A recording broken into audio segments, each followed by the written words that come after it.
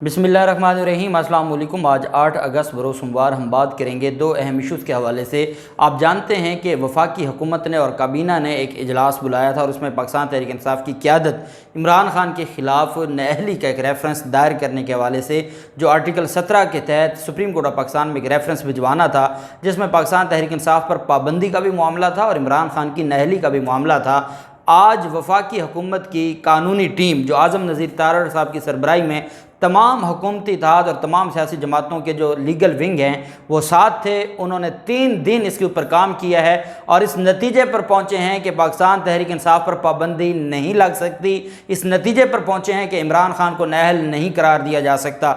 उन्होंने जो रीज़निंग दी है वो रीज़निंग मैं आपके साथ शेयर करने जा रहा हूँ, और जिस पर ये तकिया करके बैठे थे कि और नवाज़ शरीफ ने लंदन से अहकामात भिजवाए थे कि हर हाल में पाकिस्तान तहरीक इंसाफ पर पाबंदी लगनी चाहिए, हर हाल में इमरान खान को नाअहल करार देना चाहिए। ये उनकी तरफ से अहकामात लंदन से आए थे, जिसके ऊपर अब मामला बड़ा दिलचस्प हो गया है, क्योंकि वफाकी जो हुकूमत की कानूनी टीम है उसने आज हाथ खड़े कर दिए हैं। उसकी तफसील मैं आपके साथ शेयर करूँगा और साथ हम बात करेंगे कि जो लसबेला में एक वाक़या, एक हादसा पेश आया जो आर्मी एविएशन के हेलीकॉप्टर के साथ, और उसमें जो कमेटी बनाई गई है और उस कमेटी में ISI के लोगों को भी शामिल किया गया है। सोशल मीडिया पर जो एक अफवाहें फैलाई गई, जो झूठ फैलाया गया, जो इल्ज़ामात लगाए गए, उन चीज़ों के हवाले से बड़ी अहम जो चीज़ है वो सामने आई है और उसकी तफसील मैं आपके साथ शेयर करूंगा। पहले मैं आपको बताता चलूं कि नज़ीर चौहान को गिरफ़्तार किया गया था और नज़ीर चौहान की गिरफ़्तारी के बाद 2 मुकदमात थे नज़ीर चौहान के ख़िलाफ़। एक तो दहशतगर्दी का मुकदमा था, जबकि दूसरी तरफ उनके ख़िलाफ़ जो 17 जुलाई को लड़ाई हुई और पाकिस्तान तहरीक इंसाफ के कारकुनान पर हमला किया गया, उस पर भी बड़ी अहम कार्रवाई सामने आई थी और उसमें उनके ख़िलाफ़ मुकदमा दर्ज हुआ था। और इससे पहले भी वो पाकिस्तान तहरीक इंसाफ के जो कैंप था उस कैंप पर वो हमला कर चुके थे, और फिर उस वक्त क्योंकि वो हुकूमत में थे तो शबीर गुज्जर जो कि पाकिस्तान तहरीक इंसाफ के कैंडिडेट थे, उनको उनके ख़िलाफ़ मुकदमा भी दर्ज करवाया और उनके लोगों को भी गिरफ़्तार किया और शबीर गुज्जर ने सेशन अदालत से ज़मानत करवाई थी। फिर नज़ीर चौहान गिरफ़्तार हो जाता है। गिरफ़्तारी के बाद दहशतगर्दी का एक मुकदमा उसके ख़िलाफ़ दर्ज होता है जिसमें ज़मानत हो जाती है, जबकि दूसरी तरफ जो मुकदमा था वो मुकदमा था पाकिस्तान तहरीक इंसाफ के कारकुनान पर और कैंप पर हमला करने का। अब उसमें जो बड़ी अहम डेवलपमेंट हुई है वो मैं आपको बताने जा रहा हूँ। पाकिस्तान तहरीक इंसाफ के MPA PP 167 से पाकिस्तान तहरीक इंसाफ के कामयाब होने वाले MPA शब्बीर गुज्जर ने माफ़ कर दिया है नज़ीर चौहान को। आज अदालत में पेशी थी। 4 रोज़ा जिस्मानी रिमांड अदालत ने मंजूर किया था।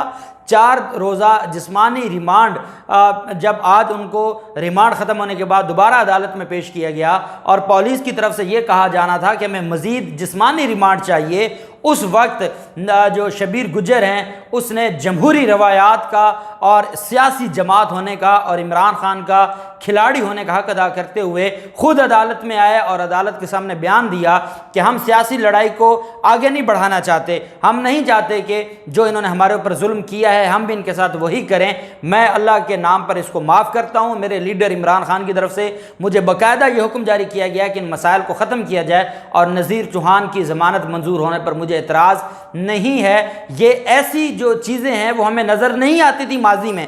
आप एंकर इमरान रियाज खान के साथ देख लें, जो हशर इन्होंने इस हुकूमत ने किया था, जो साबका हमजा शहबाज की पंजाब हुकूमत थी, वो तो लाहौर हाई कोर्ट ने छोड़ा था, इन्होंने आखिरी दम तक नहीं छोड़ा था और उसके खिलाफ बातें भी की और उसके खिलाफ इन्होंने इल्ज़ामात भी लगाए और ये भी कहा था कि इमरान रियाज खान को किसी सूरत माफ़ी नहीं मिलनी चाहिए। लेकिन बहरहाल लाहौर हाई कोर्ट ने उनको रिलीफ दिया था। जबकि दूसरी तरफ कल एक बयान सामने आता है मौलाना तारिक जमील साहब का। आप जानते हैं वो एक दरवेश सिफ्त आदमी हैं और वो अपनी जो तबलीगी और दीनी जो मामलात हैं उनके ऊपर गुफ्तगू करते हैं और नौजवानों के ईमान की तक़वियत का बायस बनते हैं। उन्होंने गुफ्तगू की और उन्होंने यजीदियत और हुसैनियत के बारे में जब वो गुफ्तगू फरमा रहे थे, उन्होंने जो मौजूदा सियासी सूरत हाल है उसके ऊपर बात करते हुए ये कहा कि कितने दुख की बात है कि एक बंदे की हुकूमत गिराने के लिए इन लोगों ने उस हुकूमत को गिराने के लिए इतना बड़ा जुल्म किया है कि इन्होंने पैसे और ख़रीदारी करके लोगों को ख़रीद के सिंध हाउस में मंडियां लगा के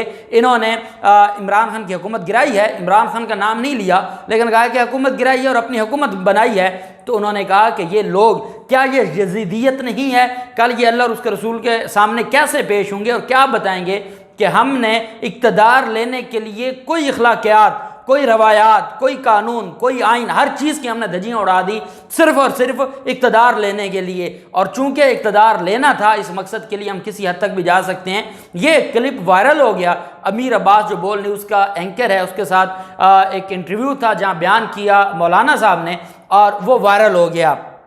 सलीम साफ़ी को बड़ी तकलीफ़ हुई। ये वो लोग हैं, जब मौलाना तारिक जमील साहब रायविंड में नवाज़ शरीफ के पास जाते हैं या नवाज़ शरीफ फैमिली के साथ उनका एक अच्छा तल्लक रहा है, तो तब तो वो मौलाना साहब बिल्कुल अच्छे थे। अब जब उन्होंने देखा, ख़रीदो फ़रोख्त देखी और उस पर अपना जो दीनी फरीज़ा समझते हुए उन्होंने आवाज़ उठाई, उस पर अब इनको तकलीफ़ है। और सलीम साफ़ी ने इंतहाई जहरीला, आजकल तो सलीम साफ़ी की हालत आप जानते हैं कि अजीब ही हो चुकी है, वो ज़हनी तौर पर तो बिल्कुल मफलूज हो चुके हैं।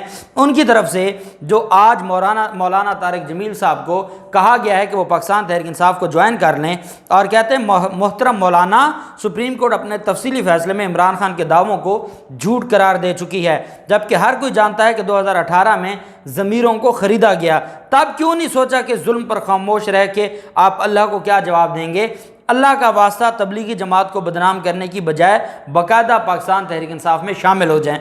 अब बुग़्ज़ देखें, सुबह शाम आप बैठ कर नून लीग के और मरीम नवाज़ और नवाज़ शरीफ के गुण गाते हैं। आपको शर्म नहीं आती कि आप सहाफ़त छोड़ के नून लीग ज्वाइन कर लें?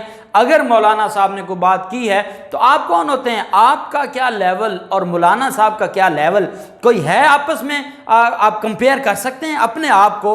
और कहाँ एक आला सोच का मालिक, एक परहेजगार आदमी, और कहाँ आप जैसा लिफाफा खोर, और आप बातें करते हैं मौलाना तारिक जमील साहब के ख़िलाफ़। तो ये चीज़ें कौम नहीं बर्दाश्त करती, और कौम इन चीज़ों को, और कौम जानती है। आप तारिक जमील साहब के ख़िलाफ़ कुछ लिख दें, सबको पता है तारिक जमील साहब की क्रेडिबिलिटी क्या है और आपकी क्या हकीकत है, ये भी सारे लोग जानते हैं। इस वजह से आप बोलें या ना बोलें, आपके बोलने से कोई फ़र्क नहीं पड़ता। हेलीकॉप्टर हादसा और शुहदा के हवाले से जो अफवाहें फैलाई गई जो सोशल मीडिया के ऊपर, और ये बात मैं आपको बता दूं, एयरवाई न्यूज़ की रिपोर्ट आई है, उसकी तफसीलात मैं आपके साथ अगले व्लॉग में शेयर करूंगा कि एयरवाई ने 27 जून को बता दिया था कि मरीम नवाज़ का 2015-16 में जो एक वज़ीर आज़म हाउस में इन्होंने प्रोपेगेंडा सेल बनाया था, ये उसकी कारस्तानियाँ हैं कि जाली और फेक ट्विटर अकाउंट बना के पाकिस्तान तहरीक इंसाफ की आईडी और नाम लिख के इन्होंने शुहदा के ख़िलाफ़, क्योंकि ये इनका एक वतीरा रहा है, हमेशा इदारों के ऊपर इल्ज़ामात लगाए। आज जो बदकिस्मती से हमारा वज़ीर दिफा है वो गालियां देता रहा, जो आज अयाज सादिक जैसे लोग हैं, मरीम नवाज़ जैसे लोग हैं, फजलुर रहमान जैसे लोग हैं, हाफिज़ हमदुल्ला जैसे लोग हैं, वो इदारों के ख़िलाफ़ क्या कुछ नहीं बोलते रहे।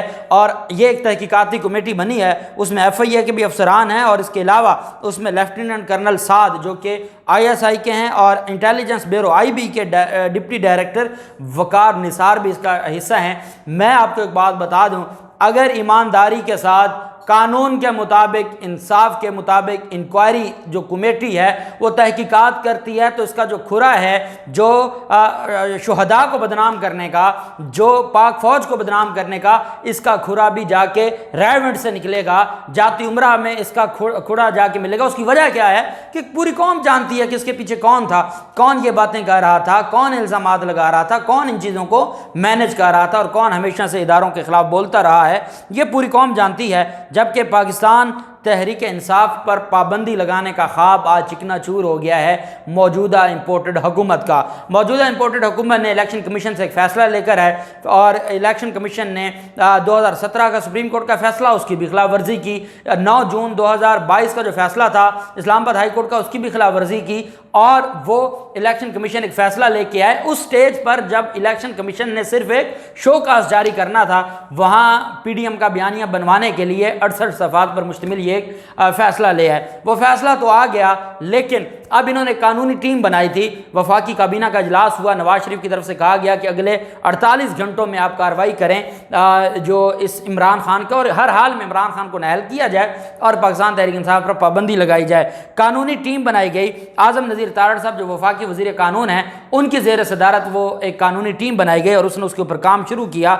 अब उनकी तरफ से जो मुख्तलिफ अमूर वो ज़ेर बहस लाए, तो उन्होंने आज ख़बरदार कर दिया है हुकूमत को, वफाकी हुकूमत को ये बता दिया है कि ये आपके बस की बात नहीं है। अगर आप इस मामले में इमरान खान पर पाबंदी नाअहली का तो कोई चांस ही नहीं है। अगर आप इमरान खान पर पाबंदी की बात करेंगे तो आप बुरे फंस जाएंगे। उनकी तरफ से ये कहा गया है कि जो इनके खिलाफ केस है उसमें कोई बड़ा इनके खिलाफ कार्रवाई नहीं हो सकती, और इस तरह के जो हटकंडे हैं कि उसको पाबंदी लगा दें या आप उनको नाअहल करार दें, इससे गुरेज किया जाए और मोहतात रहा जाए। अगर आप पाकिस्तान तहरीक इंसाफ पर पाबंदी लगा देंगे, सुप्रीम कोर्ट उसको उड़ा के रख देगी और पाकिस्तान तहरीक इंसाफ नए नाम से दोबारा जो मैदान में आ जाएगी और वो दोबारा मज़ीद वो चले जाएंगे और उनकी जो शोहरत है वो मज़ीद बढ़ जाएगी। और उनकी तरफ से कहा गया है कि आर्टिकल 62 और 63 के तहत इमरान खान के खिलाफ कार्रवाई नहीं हो सकती, क्योंकि चेयरमैन पाकिस्तान तहरीक इंसाफ की डिक्लेरेशन पर कोई आम शहरी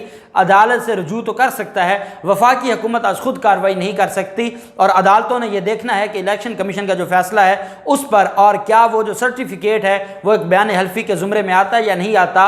और चूंकि वो ज़ुमरे में नहीं आता, वफाकी हुकूमत कार्रवाई करेगी तो सिवाय बेइज्जत होने के कुछ नहीं मिलेगा। अगर कोई आम शहरी जाता है तो अदालतों में कार्रवाई चलती रहेगी, उसका कोई फ़ायदा नहीं है। हुकूमती ज़राए का यह भी कहना है कि PTI पर पाबंदी के मामले पर एहतियात और दरगुजर करने का कहा गया है, और उन्होंने कहा है कि अगर आप पाबंदी लगा देंगे सुप्रीम कोर्ट उड़ा देगी और वो किसी और नाम से भी बना सकते हैं और आपके हाथ कुछ नहीं आएगा।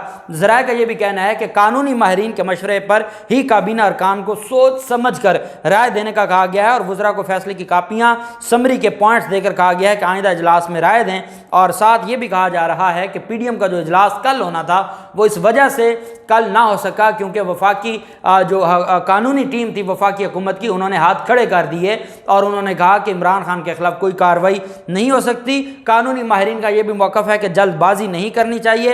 हुकूमती फैसले के बाद 15 रोज़ में अदालत जाना होगा, जबकि इस्लामा जो वफाकी काबीना की राय आने पर ही हतमी फैसला किया जा सकता है, लेकिन सुप्रीम कोर्ट इस मामले को नहीं छोड़ेगी।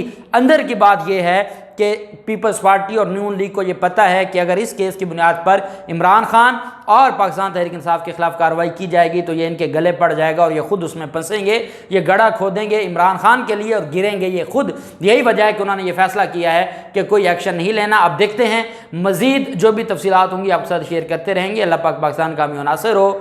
बहुत शुक्रिया। अल्लाह हाफिज़। पाकिस्तान जिंदाबाद।